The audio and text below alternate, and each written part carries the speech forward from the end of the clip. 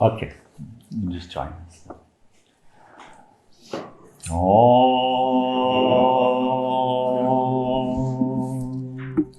O Bhagavad Gita, by which Arjuna was illumined by Lord Krishna himself, and which was composed of 18 chapters of the Mahabharata by the ancient sage Vyasa. O Divine Mother, destroyer of rebirth, who showers the nectar of oneness upon us. O Bhagavad Gita, my affectionate mother, on thee I meditate. All the Upanishads are the cows. The milker is the cowherd boy, Krishna. Arjuna is the calf. People of purified intellect are the drinkers. And the milk is the supreme nectar of the Gita. My salutations to the Lord, who is the source of supreme bliss, whose grace makes the mute eloquent and the crippled cross mountains. Hari Om Tat Sat. Okay, so we're at still at 15, and we want to share both of these commentaries. Both of them are quite prescient. We had mentioned yesterday we didn't quite get there, but we will now. What to do? We continue on from where we stand. Is it so? Oh. When does it stop? It doesn't stop. Freedom is possible, and that's what's being discussed here. But stopping, the play stopping, doesn't happen. Shankaracharya says about this Maya that there are two qualities of Maya. He says that the first quality is the projection, so the world show. And it goes on and on. There's the beautiful Daksa in the Catholic tradition, which is glory to the Father, the Son, and the Holy Ghost, as it was in the beginning, it is now, and ever shall be, world without end. And so on this, Shankaracharya agrees. Timeless beginning, timeless end. No beginning, no end. But the second quality is delusion, which is the funniest thing, because when you get in your car, you don't immediately take yourself to be the car, but when you hop in this body, you immediately take yourself to be this body. And so that's delusion. That's delusion. Even in the astral, before coming into this body, there's recognition of the lack of separation.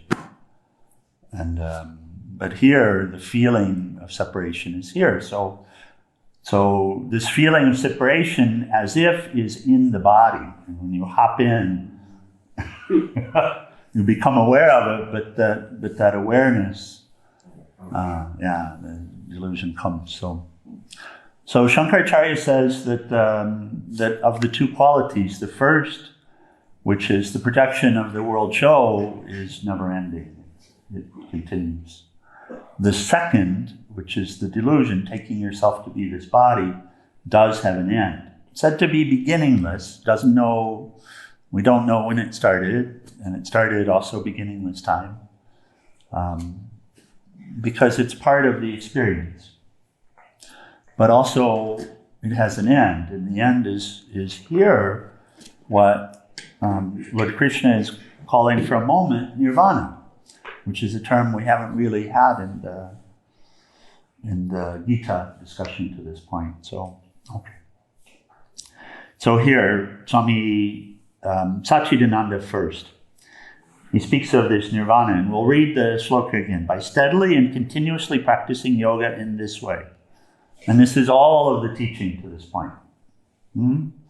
So it's the karma yoga, it's tyaga, the renunciation of the fruit, renunciation even of the concept that the individual, that I need something, but certainly renunciation of the fruit, the expectation of the fruit, and the meditation that's being taught here. So by steadily and continuously practicing yoga in this way, The yogi wins over his or her mind. We discussed yesterday, right? Yeah. What that means. So the mind becomes a steady, patient servant. And realizes the peace that is my nature. And we had some discussion about that as well, right? And Swami Satchidananda will use the words peace of mind, but it's not actually in the mind. This is the point that Lord Krishna is making here. The peace, which is to be attained to, is actually nature of the highest. It's not the nature of the lowest. Huh? The waves are never at peace, but the ocean is always at peace. And so the moment the waves realize I'm not a wave, but I'm ocean, then peace is at hand. So, and then he says, this in turn naturally leads to nirvana. So I'll read all of it without comment. By steadily and continuously practicing yoga in this way, the yogi wins over his or her mind and realizes the peace that is my nature. This in turn naturally leads to nirvana. And the commentary. Nirvana is a term very often used by the Buddha. Nirvana is mind nakedness, absolute serenity and peace. Your mind isn't clothed, your self, capital S self, isn't covered or colored with anything. It's completely free. A totally liberated person is naked. The self is naked, uncovered. That's the meaning of nirvana. So nir is no. So he's saying actually nirvana, no covering. No covering, no veil. So it's the state of no veil. That's the meaning of nirvana, he says. In order to experience this, says Sri Krishna, just think of me and only me. And this means think of the absolute. Try to eliminate all other thoughts. We had that discussion some last night, didn't we? About the value of these thoughts. Because you see, the thoughts are the clothing. The thoughts are the clothing. And what is that clothing covering? We've already been there in the Geeta discussion, haven't we? Wisdom. Yes. The intuitive self. It's covering the intuitive self. Huh? You want to know why you're not always aware of the intuition. If you look, you'll see you're only aware of the intuition when the clothing has been set aside. Right? Deep sleep. Maybe when you're involved in some activity and you're really absorbed in it, really wrapped up in it, right? The mind is single-pointed, and then the intuition flows. So this is why chitta vritti nirodha. This is why in Patanjali's yoga, he teaches that yoga, the state of union, is the state experienced when the mind, the mental function, has been stopped. Because the mind is the clothing. This physical body is the clothing. What is it clothing? It's clothing the self, capital S self. The intuitive self. It's clothing the peace, which is thy nature. So that's it.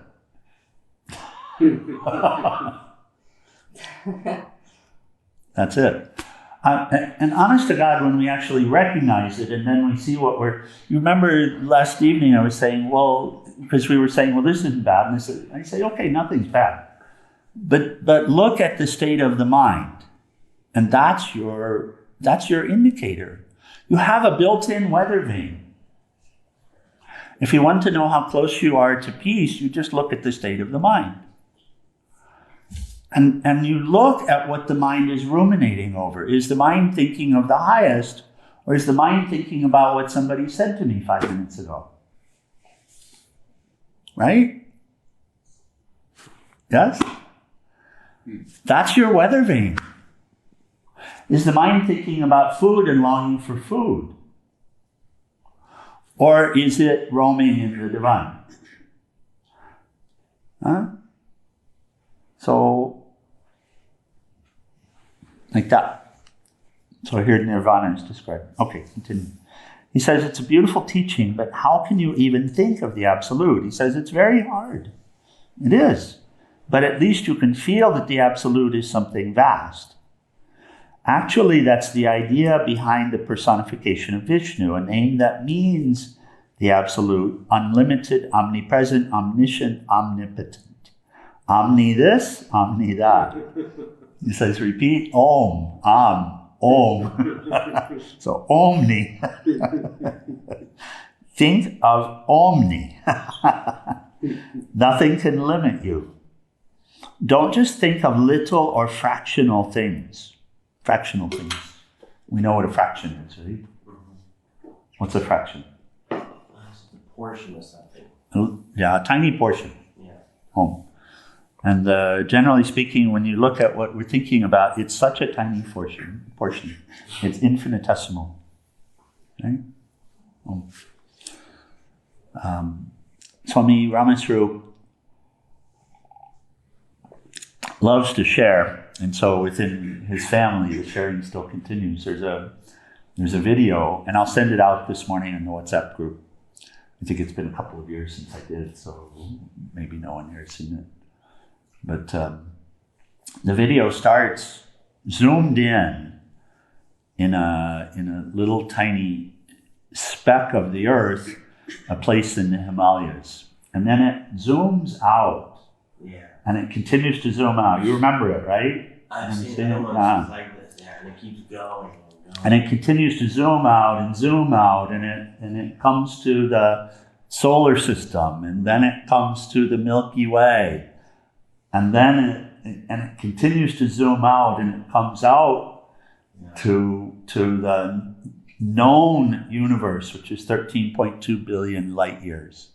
The known universe, and then it zooms out a little bit further, and then it comes back in. And we say, stand back. In spiritual path, we say, stand back, step back. Step back, step back. From what? Well, step back from yourself for sure. And then how far can you step back? And the more you can step back, the more you can see, oh my God, what I was involved in, it's fractional.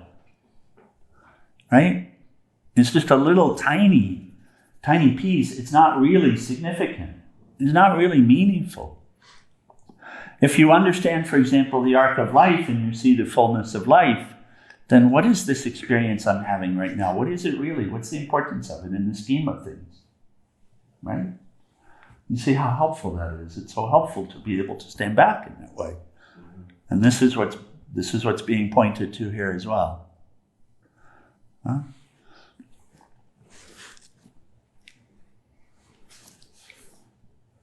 So absolute is something vast. So repeat Om, think of Omni. Nothing can limit you. This is the truth of our situation. You have the ability to step back because of who you are. Because you are the self, capital S self. You're not this little morsel. Crumb.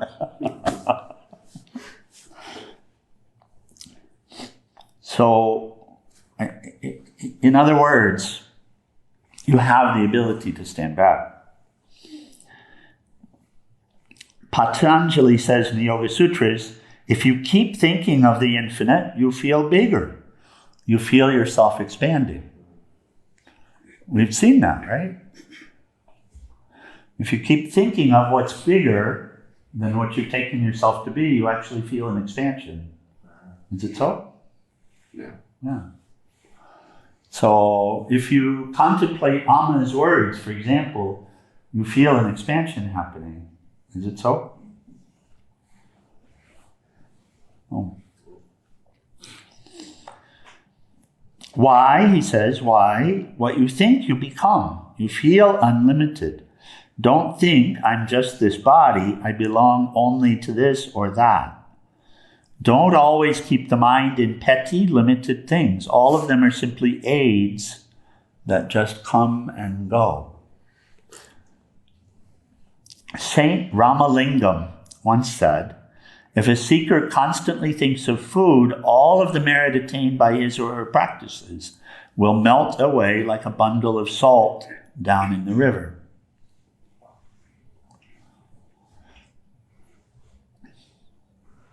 Do you hear that? And so too, if the seeker is constantly thinking of limited states and limited experiences, then like a bundle of salt thrown into the river. How much time we spend thinking what to eat in the morning, what to eat at noon, what to eat in the afternoon, menus, diets, balanced diets, macrobiotic diets, organic diets. Too much time spent thinking of food, making food, eating food. Another saint, Tayamanavar. Sorry? Tayamanavar. Thank you. And the back. Like Mataji said. I just want to be in solitude, Lord. I know I have a body. Occasionally, it might need some food. So when I feel hungry, I should be able to just grab anything that's available, a ripe fruit, a dry leaf, or a root. That means take anything simple just to satisfy the hunger. Gandhiji would say, eat to live, but please do not live to eat. How often people live to eat. They forget the goal and let petty things like take priority and fill up their lives. And here, we have and that's raga. That's the attraction to food. On the other side, dvesha,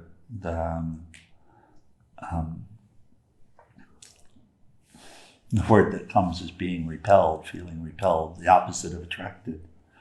Aversion, thank you. Which is the same. It's just the other side of the coin. It's actually the same. Aversion is not different than attraction. So aversion to feeling bad, or aversion to death, for gosh sakes.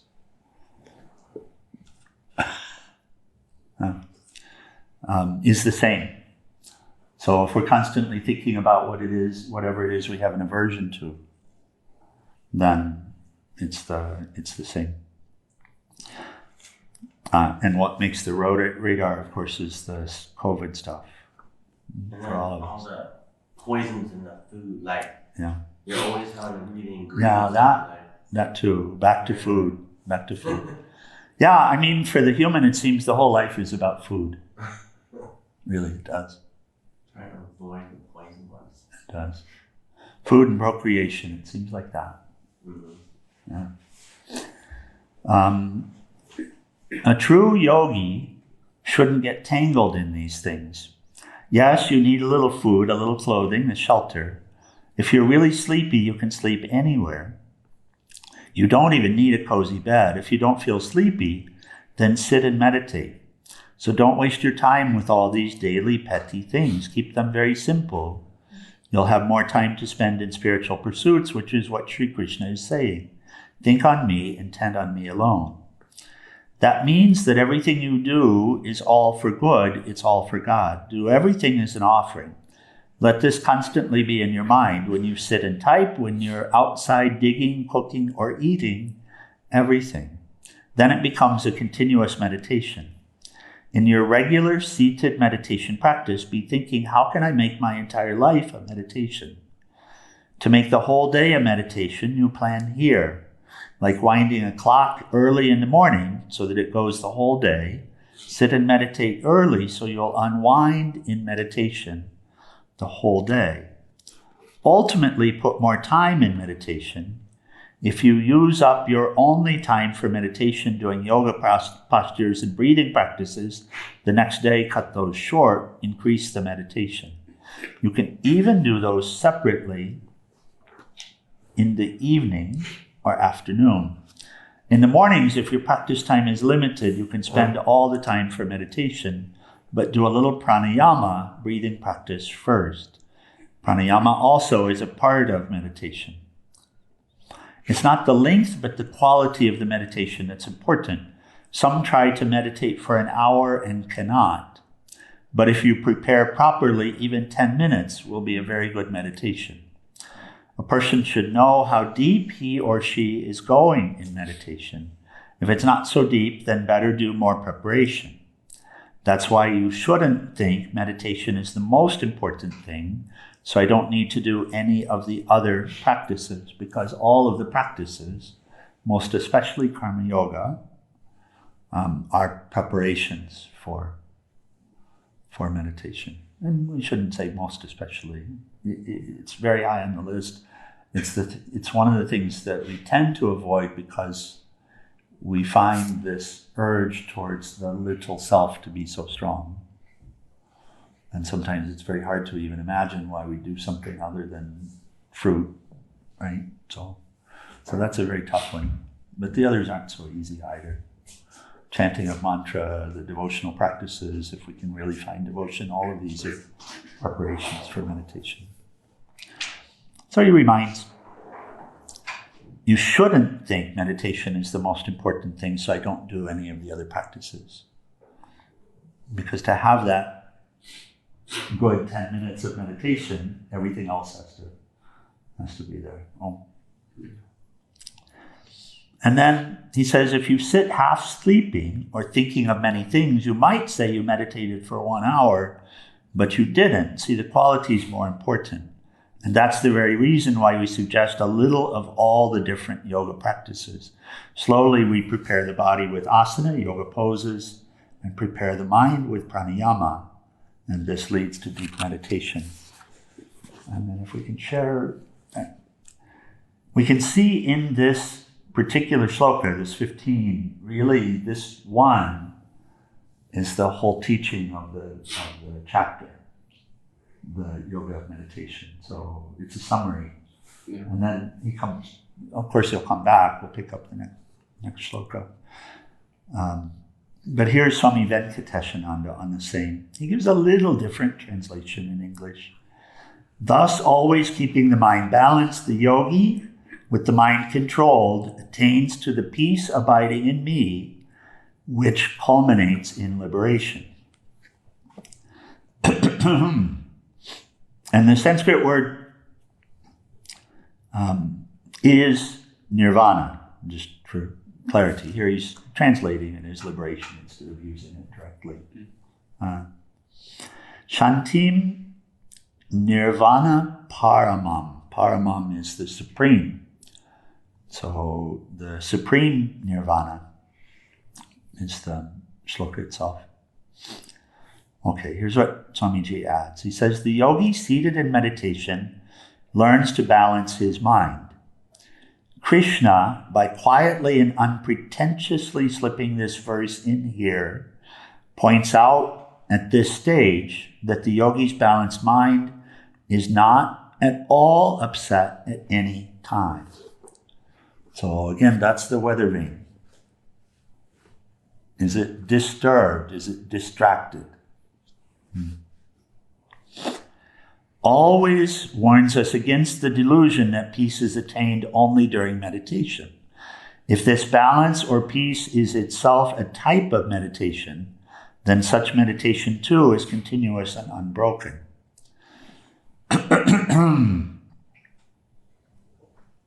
In fact, you will notice that the popular misconceptions about meditation are swept away by Krishna. He does not decry or condemn them. He does not even want us to discourage others who have their own ways of approaching the truth.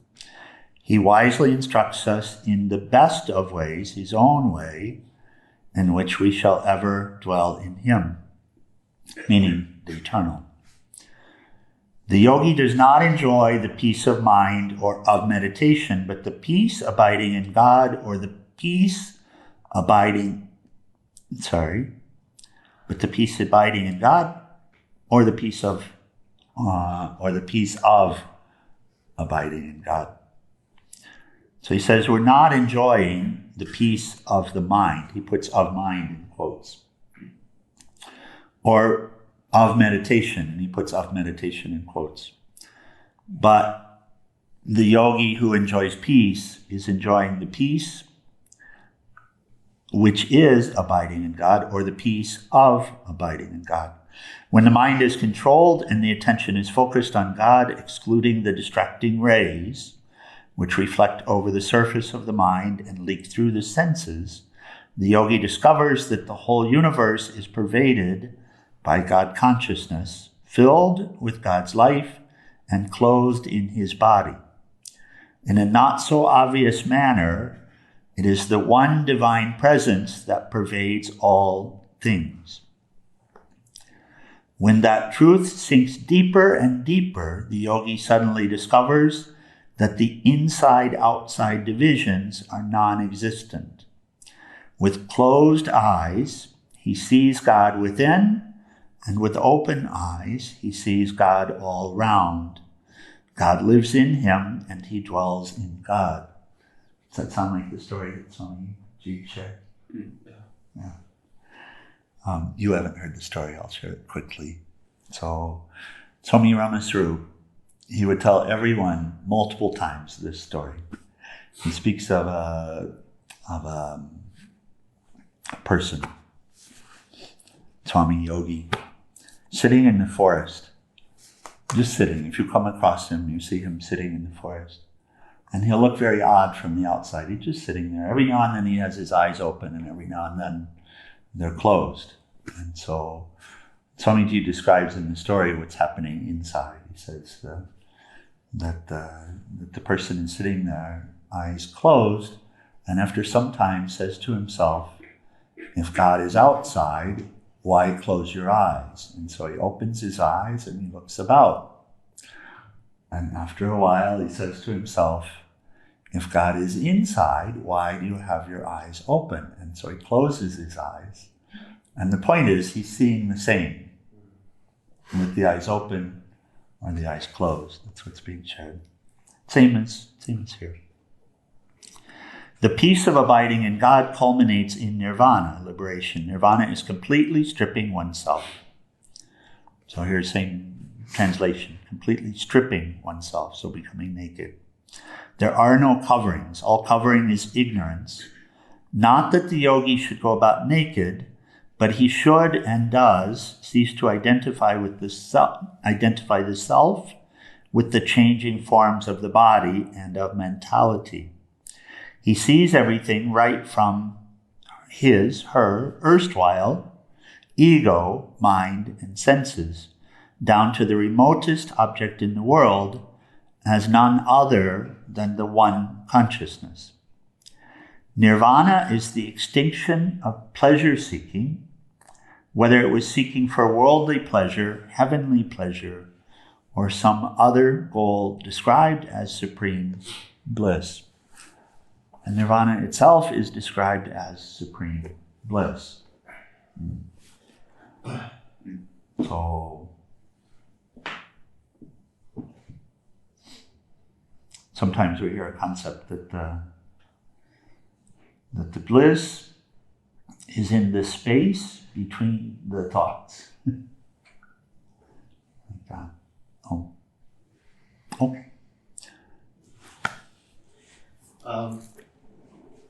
Could you say just a few words about one-pointed concentration and should, for sadhana purposes, to engage in something, an activity or something that would promote one-pointed concentration?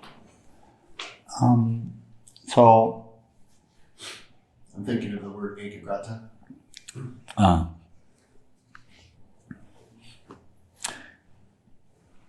So one-pointed here, Swami Shivananda describes meditation, which gets to the point of one-pointed. Meditation, at one level, we can say is the experience of self. At another level, we can say it's the experience when the mind is single-pointed. He uses an example of an apple as an object of meditation. So the practice of meditation, but really the entirety of our practice, the entirety of our lived experience. The practice of meditation is bringing the awareness to an object. That's the practice. we're always doing that, but generally speaking, we're practicing what's called boga, which is we're going from object to object. We don't keep it on one object. It's just roaming, but it's roaming amongst the objects, not amongst what's really here. So he describes meditation or single-pointed mind like this. He says, say that you're meditating on an apple. So you bring your awareness to the apple, and as long as the mind stays on the apple, then that's single-pointed. So, and how to do that? Mind gets bored very quickly. So he says, you can reflect upon the color of the apple, the shape of the apple, the taste of the apple, the sheen, the moisture on the surface of the apple, the texture of the apple. And as long as the contemplation is on the qualities of the apple, it's said to be single-pointed. But as soon as it goes to the tree or the ground that it falls on, then it's no longer. Does that make sense? So in the same way, what we're striving to do as yogis is to bring the mind to a single-pointed focus, to see that which is constant instead of to see the individuated objects. Because when we're wrapped up in the individuated objects, then the mind is going from place to place. And what's the inner experience? The experience is an experience of disturbance, right? Vedanta is actually a practice of meditation, you see.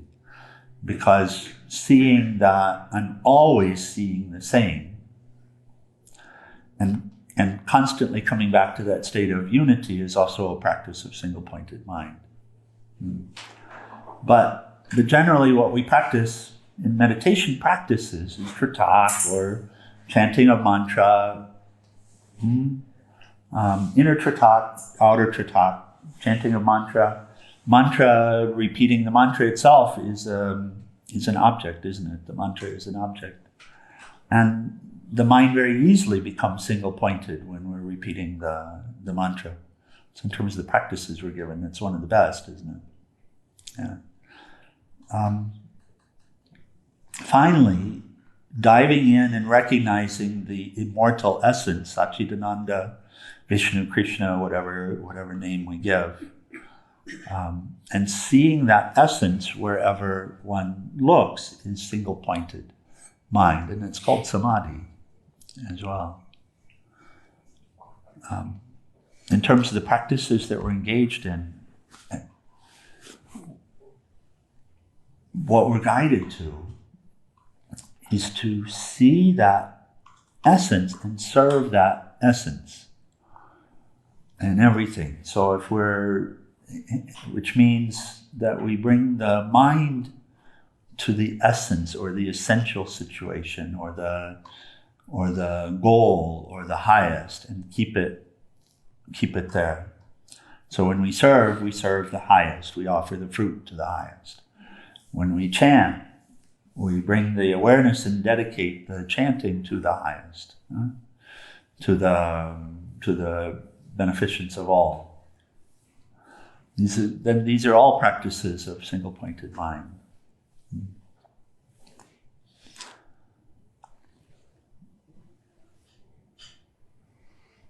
There's the idea that, and it's deep-seated, that looking around actually requires identification with the objects.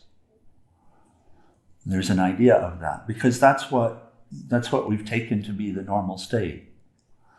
Right now, if the senses roam, if the eyes roam the room, then, and they come to stop on an object, what's likely to happen is that is that there will be a name arise or some story arise within the mind related to that object, and then to the next object in the same. So your eyes might come to this and the word yellow or orange might arise, or the word cup might arise. Is it so? So there's an idea that that's the way it is, that it'll always be like that, but it's not. As soon as you negate the cup and recognize what it is, and develop the ability for the mind to see what's there, then the mind will roam amongst all of the objects, but it remains single-pointed. It doesn't see anything other than what's here. It doesn't see anything other than the essence here.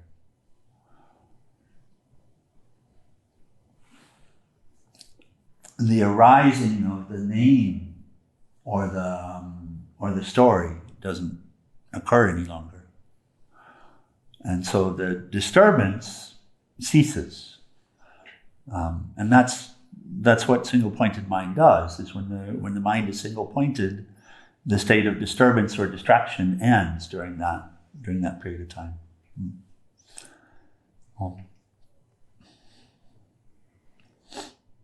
Okay. Any other discussion on the topic? I'll read the next two shlokas and we'll pick up tomorrow morning. So, related, but now Lord Krishna is going to give aid in terms of how to practice what it is he's saying. Number 16, it is impossible to practice yoga effectively if you eat or sleep either too much or too little. So we talked a little about middle path yesterday evening. But if you are moderate in eating, playing, sleeping, staying awake, and avoiding extremes in everything you do, you will see that these yoga practices eliminate all of your pain and suffering. Okay. Come back there. Any other questions or comments? Well, I found it's true. If I overeat, it uses up all the air in your belly, so you can't breathe into your belly. So you're like, yes, it's true. It's true. And in the same way, if you overfill yourself with thoughts, then you allow yourself no space. Yeah. As well. It's the same, isn't it, Mataji? Very good. So yeah, it's the same. It's the same. So if you overeat, then it fills and the space is gone. Yeah. And so, yeah, very good. Everything we do actually relates back to the state of the mind. So in that way. Okay, we close final prayers in Arati. Page 174.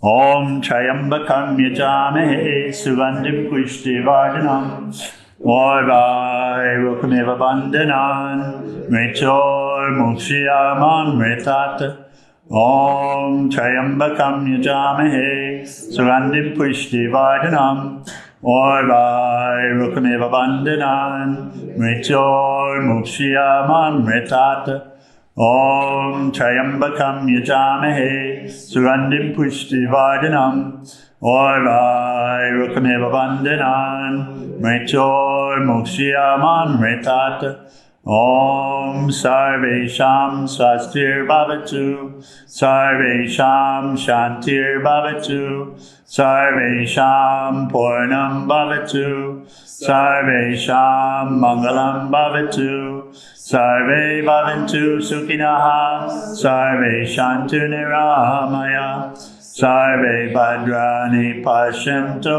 Makashi Tukabhak Bhave Asato Ma Satgamaya Tamaso Ma Jyotir Gamaya Mrityor Ma Mritam Gamaya Om Purnamida Purnamidam Purnat Purnamudachyate Purnasya Purnamadaya Purnameva Vasishyate.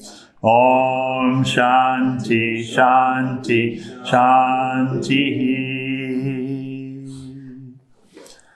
O adorable Lord of mercy and love, salutations and prostrations unto Thee. Thou art omnipresent, omnipotent, and omniscient. Thou art Satchidananda. Thou art existence, knowledge, and bliss absolute. Thou art the indweller of all beings. Grant us an understanding heart, equal vision, balanced mind, faith, devotion, and wisdom. Grant us inner spiritual strength to resist temptation and to control the mind. Free us from egoism, lust, anger, greed, hatred, and jealousy. Fill our hearts with divine virtues. Let us behold Thee in all these names and forms. Let us serve Thee in all these names and forms. Let us ever remember Thee. Let us ever sing Thy glories. Let Thy name be ever on our lips. Let us abide in Thee forever and ever. On below Satguru Shivananda Maharaj Ki, and for all the saints and sages of all the traditions. Okay, that's right.